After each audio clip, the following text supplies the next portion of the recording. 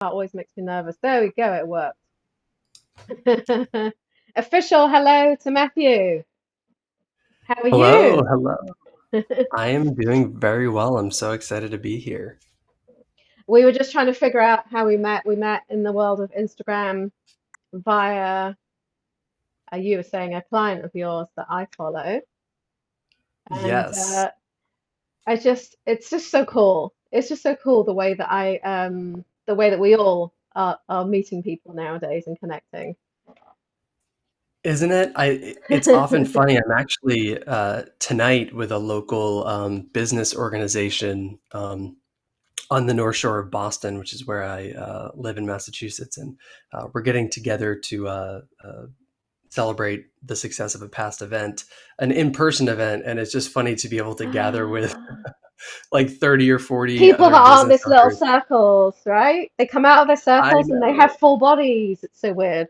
I know, and it's just so funny that now, gosh, I had someone the other day ask, they were like, "Oh, so, is your business primarily online?"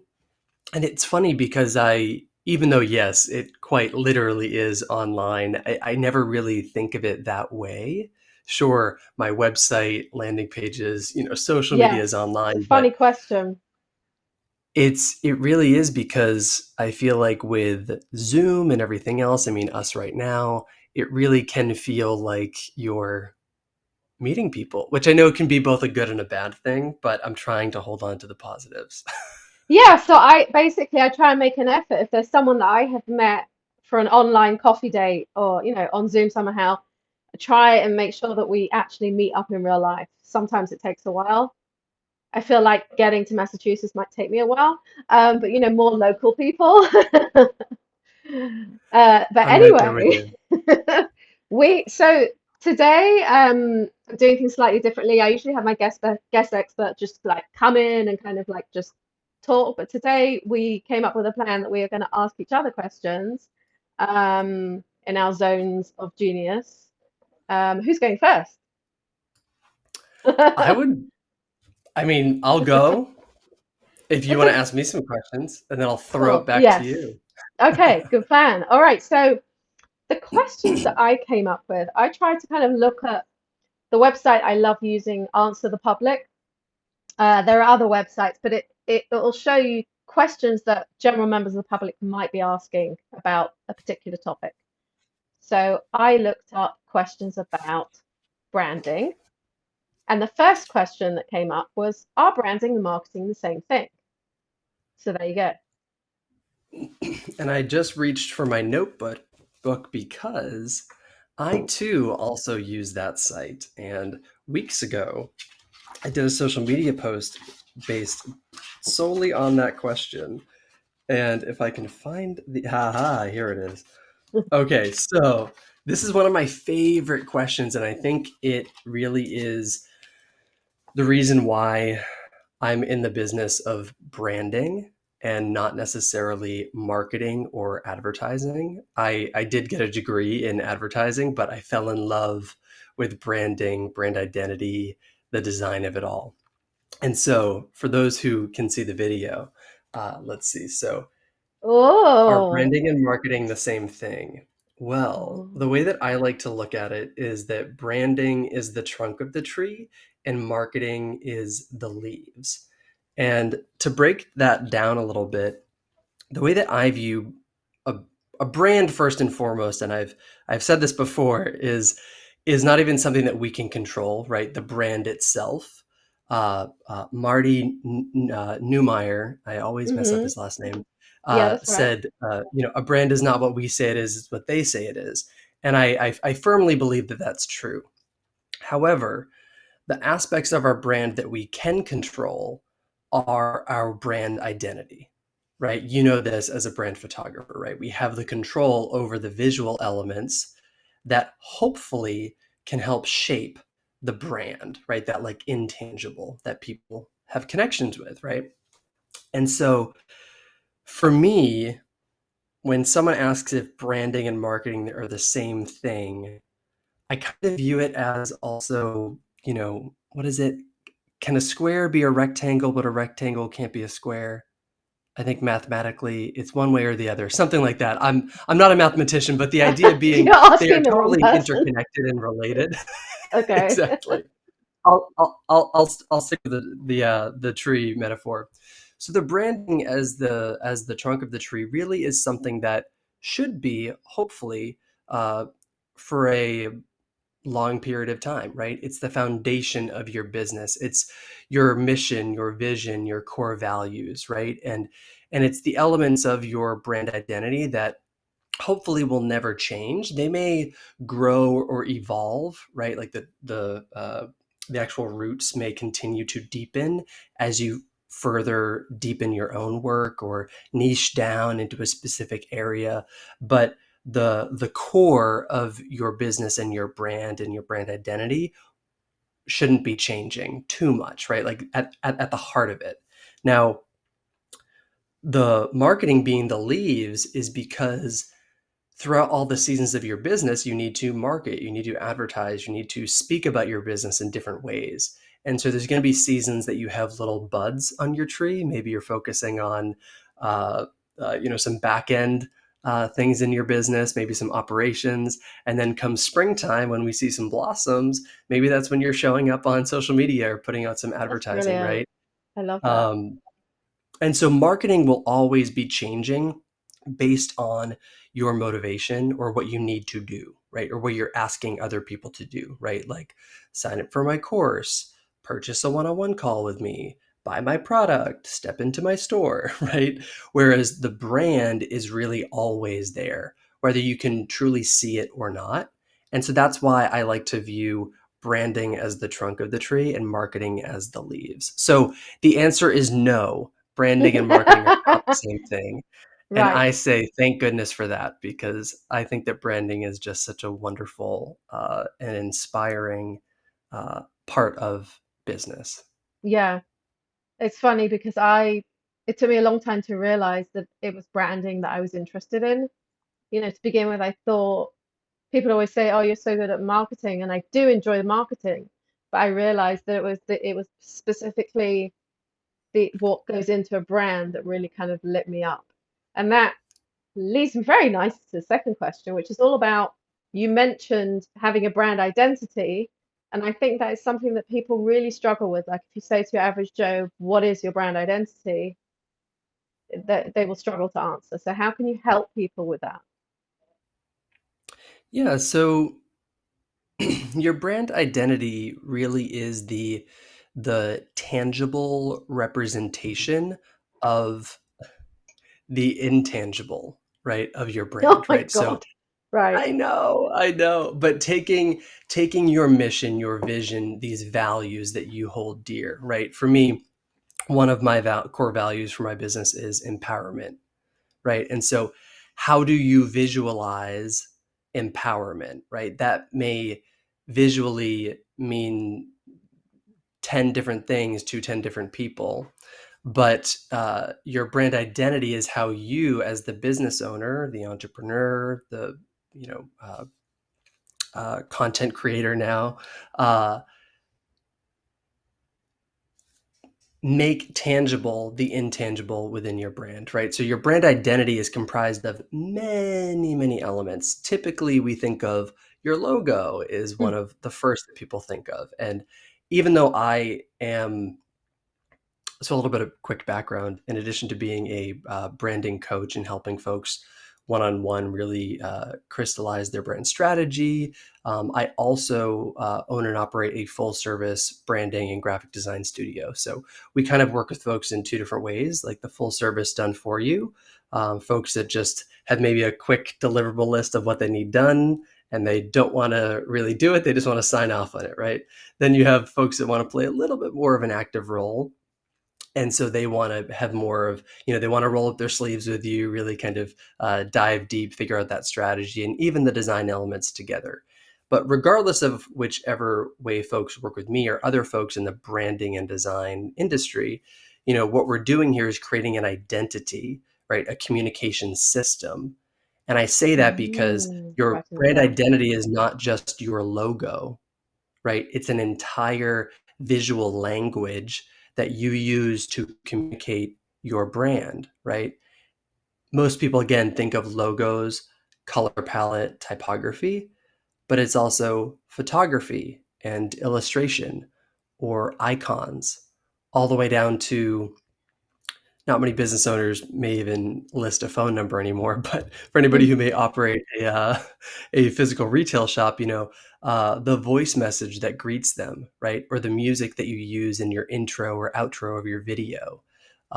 It's Right. audible, it's tangible, you can taste it, you can smell it. So it's not just visual. It's not just visual. It's everything. It's all the touch points.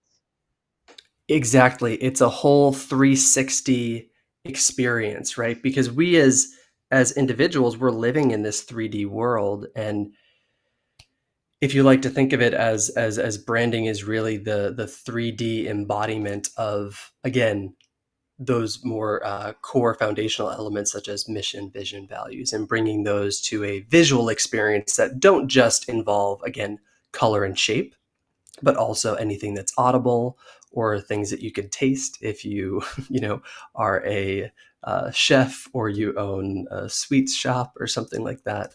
Um, Right. it really is, when you bring up touch points, the list goes on, right?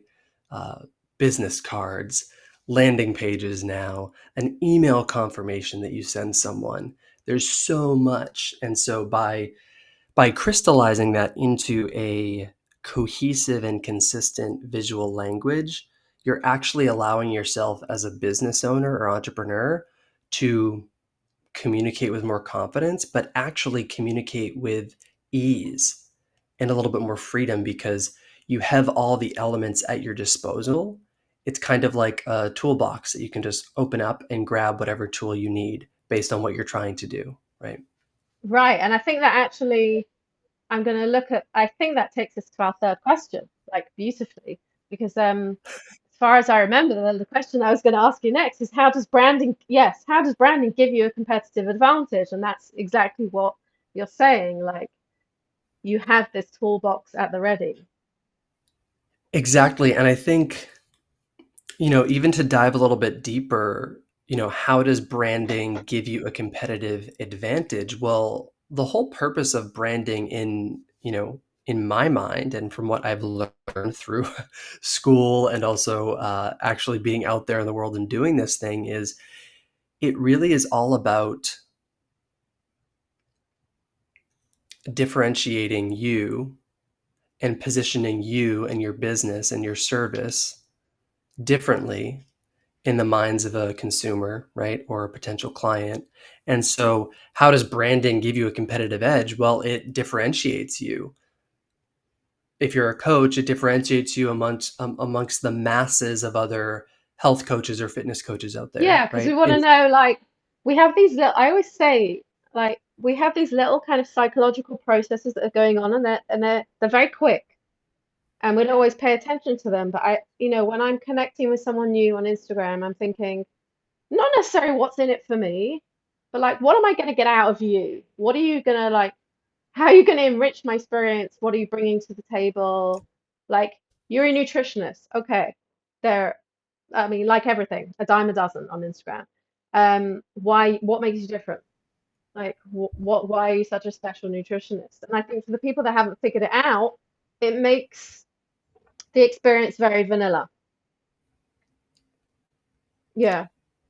Exactly, and I think it's the difference between a plain vanilla ice cream or something that has, you know, we would call them like sprinkles or something like rainbow sprinkles on top, right? And being, uh, branding, I think it's really important to call out is, again, it's all about connection and it's all about emotion and feeling, right? So like Maya Angelou said that, people will forget what you said, people will forget what you did, but people will never Mm, forget how you made them feel. And for me, that's what branding is all about, right? right. When you leave the room, when someone signs off from your webinar, when they save your Instagram reel, they're doing so because you made them feel something, right? You either made them laugh, you made them think, you made them feel. And so, Yeah, and the important thing to know is that you're like not everyone is going not everyone is your people. Great English. Like I was mhm, part of a group where this guy has he at the time he had 16,000 people in it, something ridiculous. Many, many thousands of people. And he was very, very into being like really straightforward and brash and loads of innuendo and swearing and like references to his penis a lot. And it just wasn't for me, you know? And I just thought like all these 16,000 people are his people and that's great, you know? But I do not vibe with this. This is making me feel icky. Why am I here? And that's the thing, like we get to choose, you know? And you have like from both ways, as an audience and as a service provider, you know, when I log into Instagram, I choose who I want to surround myself with, and it's not people like that, you know, and vice versa. We want to make sure that like we're finding the right people that are going to choose us, which is kind of tricky. It's kind of tricky, but it takes it patience, is, and I I think. think that yeah, and I think it really all comes down to tapping into who you are as a business owner, right? A lot of what I talk about or what I see with first-time clients is that they've either been trying or they think they need to use all these smoke and mirrors, right, in order Mm, to make them seem like they run a bigger business than they really do, or they have a bigger mm, team than they do, or they're yeah. trying to be just copy a carbon copy of somebody else who's already done what they want to do. And it saddens me because in reality, especially on social media now, people want to connect with people with folks that are real, that are raw, that are their authentic selves. And that's what's going to differentiate you. That's what's going to allow you to connect with folks. That is what's going to give you a competitive advantage because you're not trying to be like everybody else, you're trying to be like you, which is such a wonderful place to be. And it's a hard thing to do, right? Because as you know, folks in business, there's this, at least it's an American phrase, like, oh, like it's not personal, it's business, No, right? Like I hear no, that a lot. drives me And mad. I don't agree with it. I'm assuming you don't it agree with that, doesn't right? like totally, totally. It's like one plus one does not equal two here. I don't understand how that could be. Businesses are all about people, right? Well, you know, like Or if at you're least they running a should law be. firm, fair enough, right? Yeah.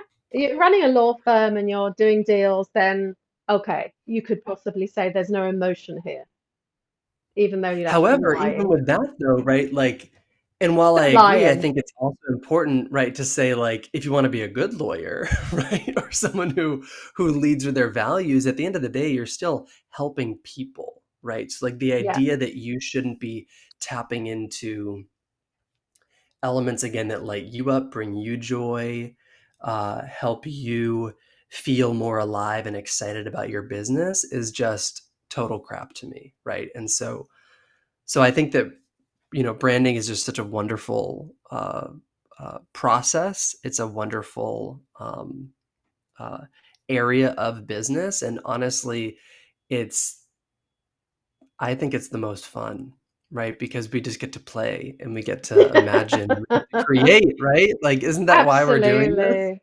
Absolutely. I mean, I can't remember if this is one of your questions. I don't know, who knows. But I started off as a family photographer and I only really transitioned over into branding photography in 2018. And Mhm. I just, the difference, oh my God, like getting to work with individuals who are just so passionate about their business and understanding like how it came to be and where they're heading and they're understanding their visions and going through like their values and what their vibe is and what their brand voice and all that. Like, like once in a while I'll do family photo sessions and it's lovely. It's really lovely, but it's just an entirely different process. It's an entirely different world. And I, you know, each client that I work with, I did a reel about it. Like, you know, each time I have a new client, I'm like, oh my God, this person is the most amazing person in the world. And this is, you know, each time.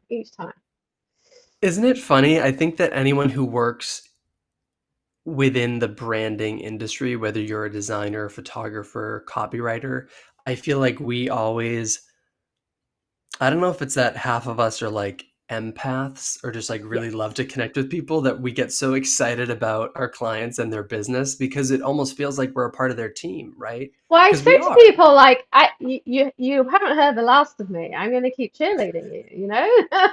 Don't think we're done just because I've taken your photos and delivered them. You know, I'm going to follow you on Instagram and I'm going to cheer you every step of the way because I believe in you, you know? Exactly. Thankfully, the right kind of people come my way, you know? Like the people that choose to work with me are the kind of people that connect with me and my message. So, of course, we gel. I think I've maybe So worked with what, two people I didn't gel with. right, right, and that's okay. There could be even more people, right? I think about that every day that I see either my follower count go down 2 and then up 3 and then down 4 and then up 5. It's like, okay, cool. So I'm losing the Yeah, people that don't vibe with me, and that's okay, right? exactly. I was looking at my count over the last 3 months and I'd lost something like 300 followers, but I'd gained more than I lost, first of all. And I'm like, okay, those are 300 people who clearly have absolutely no interest in what I'm doing. Bye. And it's so much better and easier to discover that in a way that you don't even have to interact with those individuals, right? Like, I'm not sure how your process works, right? But I'm assuming at some point you have to hop on a call with these folks to see if Yes. you actually want to work with them. And how great is it that it's kind of the first line of defense, right? With social media for folks to understand, like, is this person my person? No. Great. So you don't have to waste each other's time hopping on a call and figuring that out, right? I know that may Yes, sound brash, but it's like, you know, it's true. that's a real wonderful advantage. So for you, what was it that inspired you to make that shift between like family portraiture, right, and then brand photography? What was like that first experience of either working for a business owner or a brand, and So why did you make that jump? yeah, I started my photography business in 2007, and to begin with, I just said yes to everything, which is an absolutely fine way to begin, you know, because you've got to build up a portfolio and you've got to, everyone goes on about niching down. You can't niche down immediately. Very few people can do that. You need to kind of like test the waters, see what floats your boat, you know, and I would do, well, we lived in America at the time. So in America, they really value portrait to every step of the way. So the pregnancy, the baby, the newborn, 3 months, 6 months, 9 months, the cake smash, the christening, the like there were just, you know, in the 3 years that I lived in America, my clients came back to me 8, 9 times because there's always something. Um, then I moved back to Israel and it's just not the same. It's like, well, I've got a camera on my phone. Why would I need you?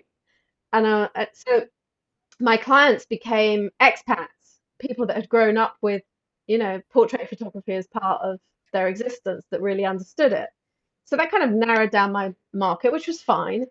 And once in a while, people will come to me and say, can you do food photography? Can you do this like party? Can you do headshots?" And I was just, honestly was just saying yes to everything. So I had some headshot experience, and then it was literally an old friend of mine from school who told me that she was rebranding. She runs an agency, and she said, "I wish you could come over and like we love each other, we appreciate each other, we hadn't seen each other in years.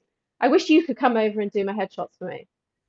Um, and at the time, I can't remember the whole like timeline of things, but there was this concept in my circle of, you know, like in my on my radar of the fact that brand photography was a thing. And there was a course that I took.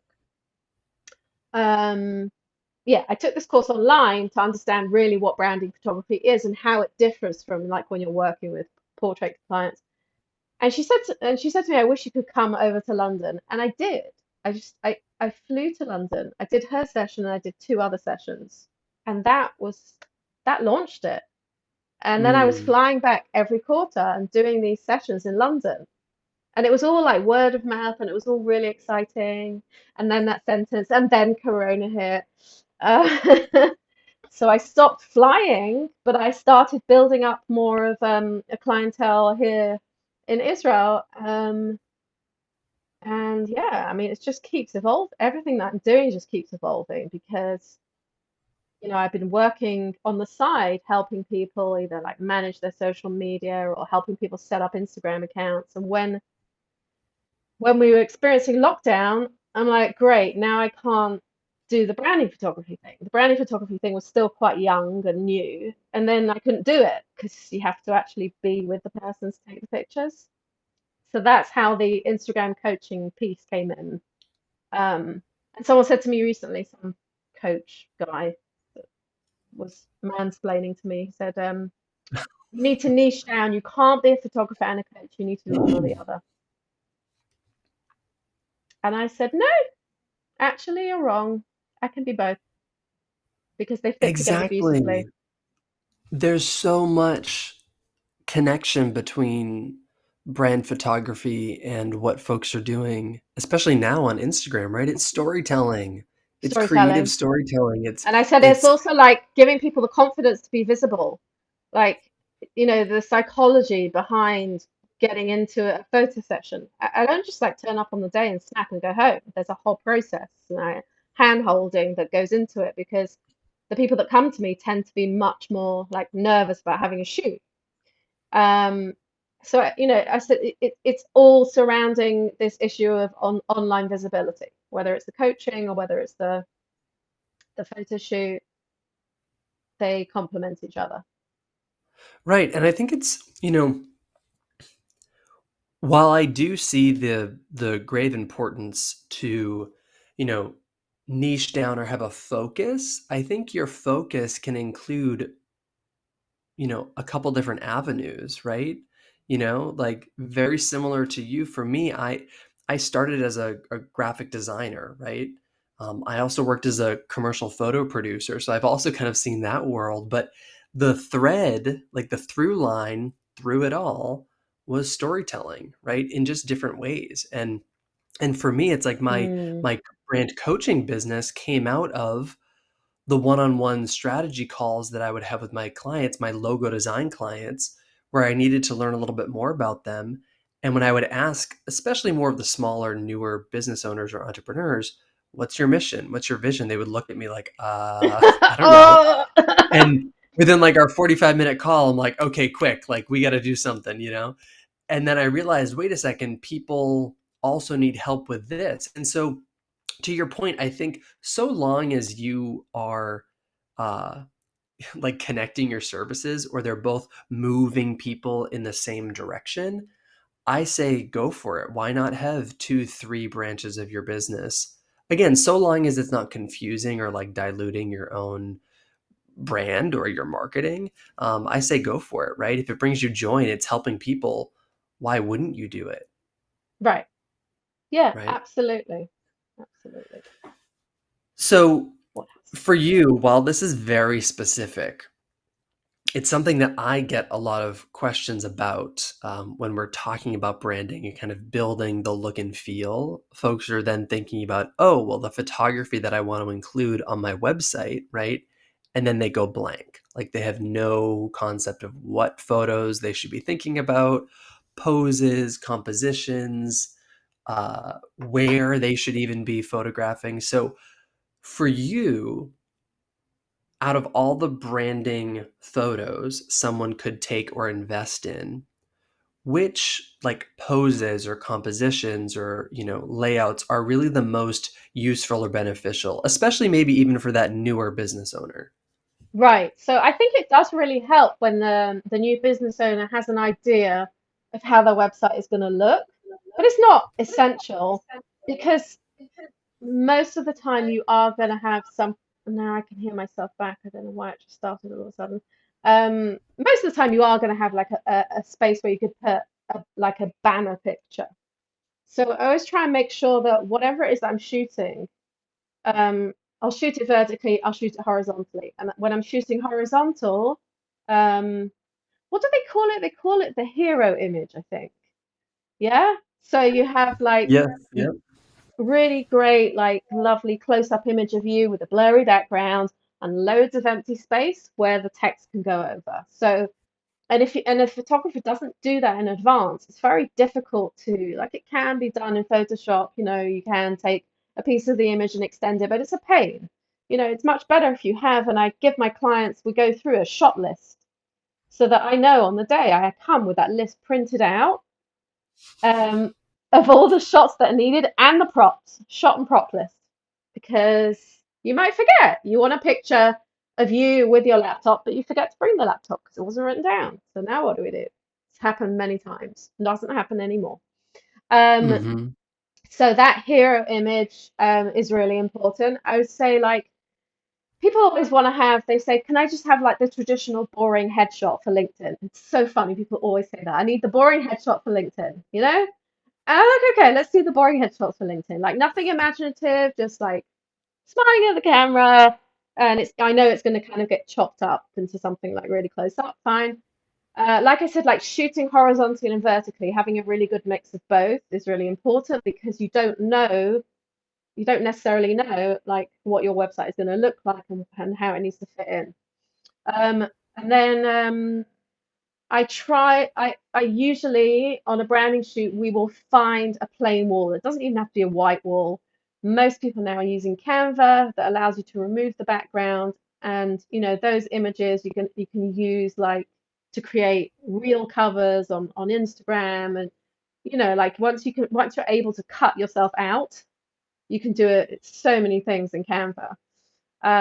And just a plain wall in order to do that, and pictures of you pointing to things, or just I did one for myself when I launched a product last week, and I was like holding up my phone towards the camera against. I just used like one of these walls here, which aren't even white. It was absolutely fine. It removed the background beautifully. So those are really great. So I go through that with clients beforehand. Like, apart from the pointy ones, are there any like what emojis do you use? That's a really good one. Like I ask people like when you're sending text messages, like what's like your favorite emojis? Give me your top five kind of thing.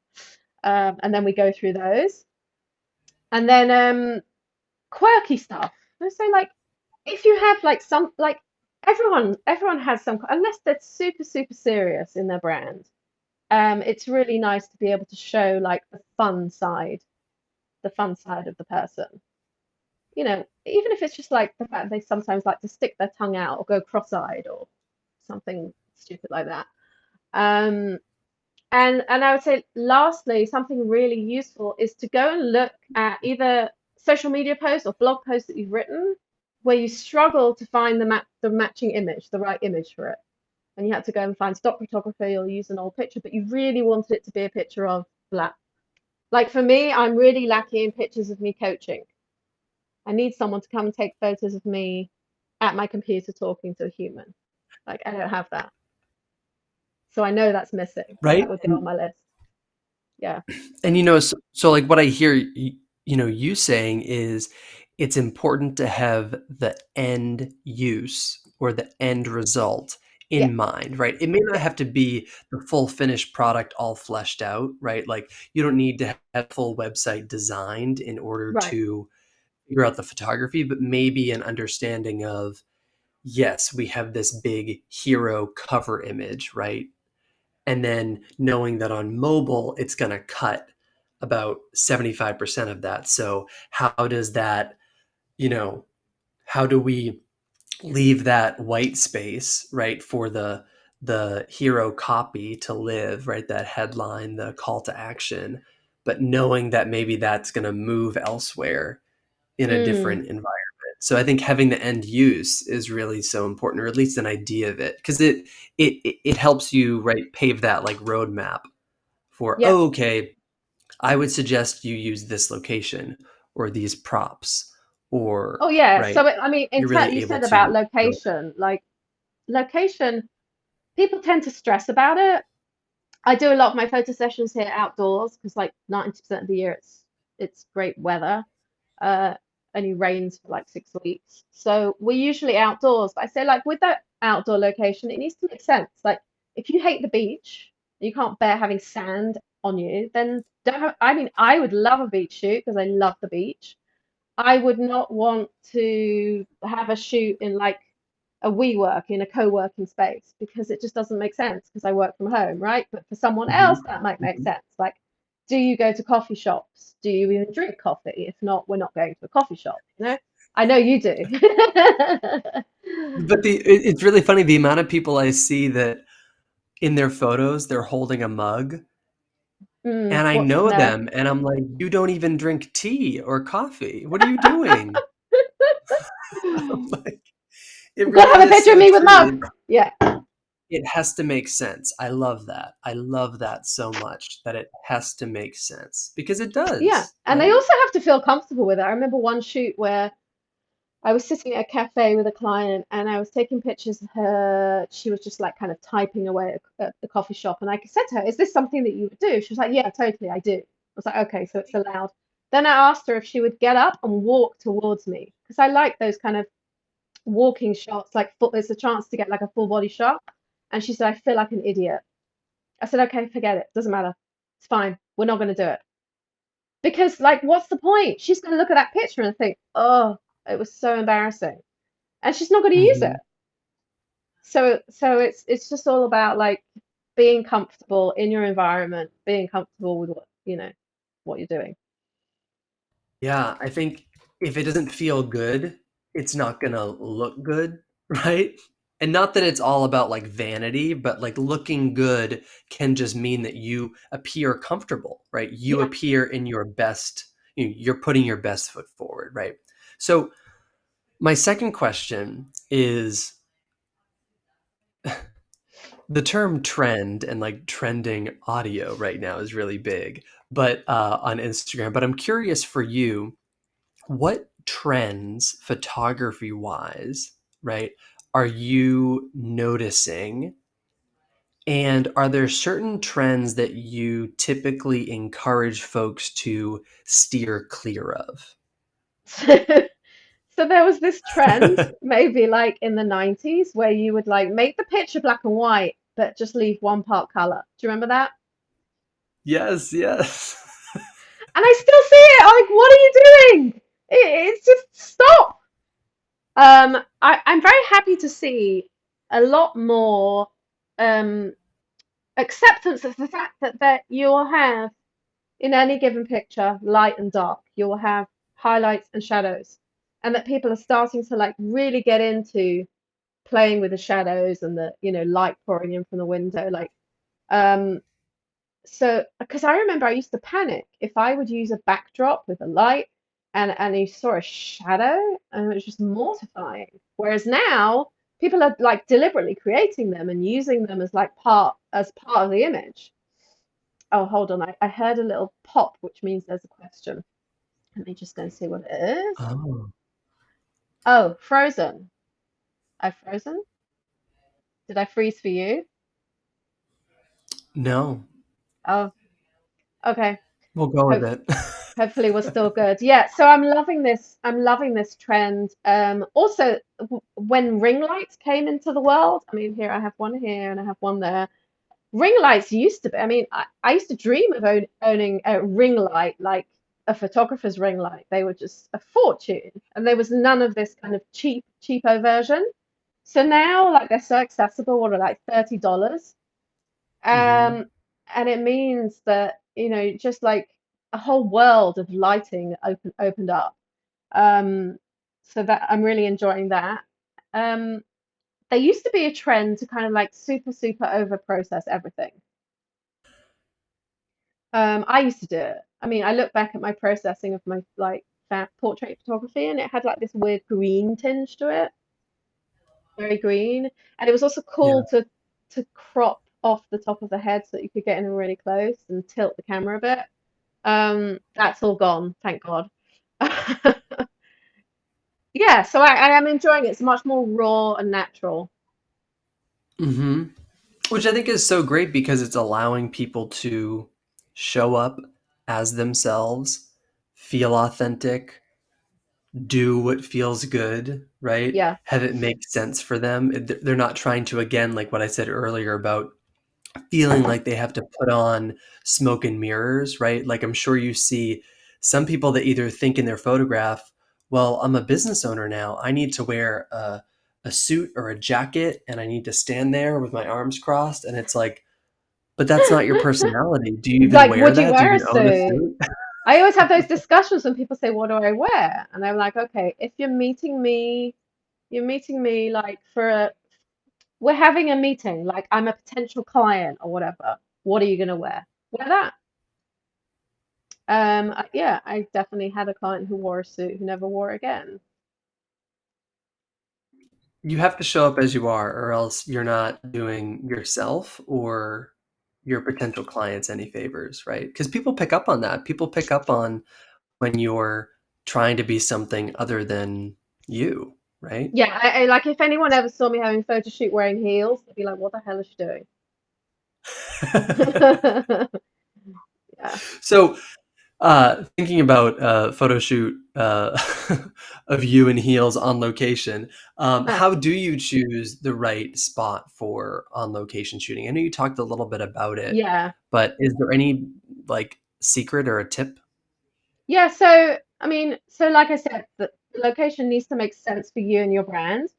Um, if it's going to be an indoor place, you really need permission. Um, there's no point risking being thrown out. Um, is there lots of variety? Let's say you're going to a co-working place. Are there lots of different areas where you could shoot? Um, I have learnt the hard way. Checking a place out on the website isn't enough. The last co-working place I went to, it was supposed to be flooded with natural light. We got there, it was so dark. The whole place was just so dark and dingy. It was awful. Ended up reshooting. Um, so you have to check out the place in advance, as boring and annoying as it is, you've got to do it.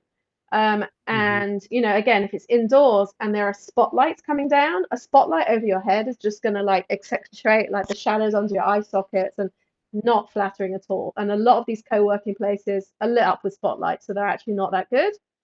Um, Outdoor shoots, um, again, like you need like a place that has like a variety of different like benches to sit at, or like a little table or something to lean against, because I want to get you in different poses. I want one of you sitting on the steps. I want you leaning against a building. I want you to like sit on a table, and I want to be able to like use the environment for all the different poses that I want to put you into, and I want to make sure that we have shade. This is something that when I worked in London was not an issue. I never had to look for shade because the sun was just not an issue. I had to look for shelter, like bring an umbrella. Um, but yeah, if you're in a hot climate, making sure that you're not shooting in full sun. Although, it's quite trendy now to shoot everything in full sun.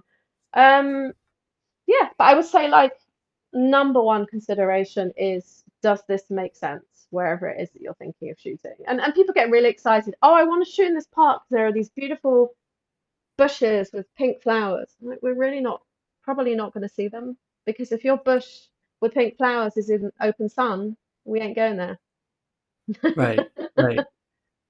Exactly. Well, one quick thing that I love is that, obviously finding locations that make sense, the good, being aware of good and bad lighting, right? And it always made me laugh when I was working as a commercial photo producer, we would have clients or maybe like a junior designer who maybe it was their first photo shoot, and they would show up on set if we were on location, and it would be a from our perspective a perfectly like cloudy day. There was light, but you had your natural diffuser, and I remember the designer was like, "Oh, I mean Oh, the everything's going clouds. really well. I just wish we had, more sun." And I was like, "What? We would pay for this." Yeah, So it is often funny. People think that you need these like harsh lights, but it's like, no, no, no. You cloudy want day is the smooth, best.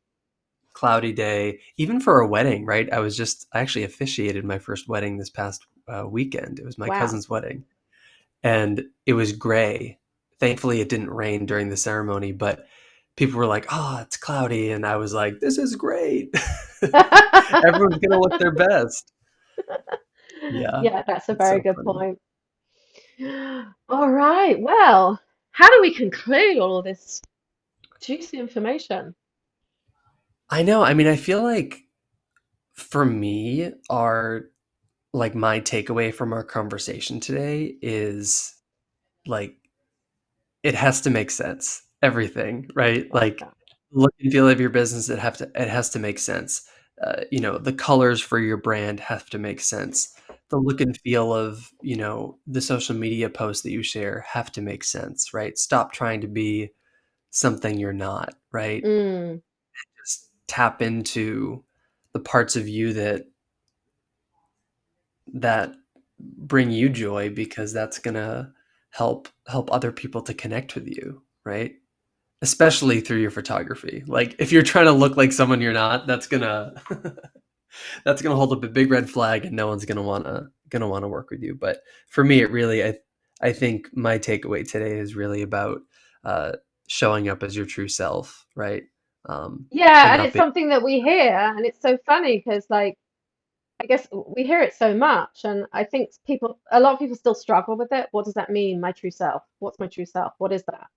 And it's like taking the time to actually answer those really hard questions. That's where the branding journey begins, is actually sitting yourself down with a pencil and paper, in my case, and just answering those questions. Yeah, and it can and it should feel hard, right? Like Yeah. these aren't easy questions that you're asking yourself. You're literally uh, questioning your Yeah. identity, right? As a person, as a business. So when you do come up against those obstacles, or you may feel like, oh, this is too much or too difficult, those exercises or that process of sitting down and answering those questions, it's quite literally designed to be difficult, right? Because if it was easy, everybody would Everybody would just do be it. able to do it, you know? So, Yeah. yeah. Okay, Matthew, thank you so much. I want you Thank to you. let everyone know where they can find you if they want to follow you. Yeah, so if you're interested in full service branding and design, you can find my studio at Good Brand Partners on Instagram and our website, goodbrandpartners.com. And if you're interested for more, one-on-one done with you coaching, you can find me at goodbrandcoach.com or Such a good Good name. Brand Coach on Instagram. Awesome. Awesome. Thank you so much. Um, you're just beginning your day, so have a wonderful day. Thank you. I hope you have a wonderful late afternoon and early evening, and I'm sure we'll talk soon in the DMs on Instagram.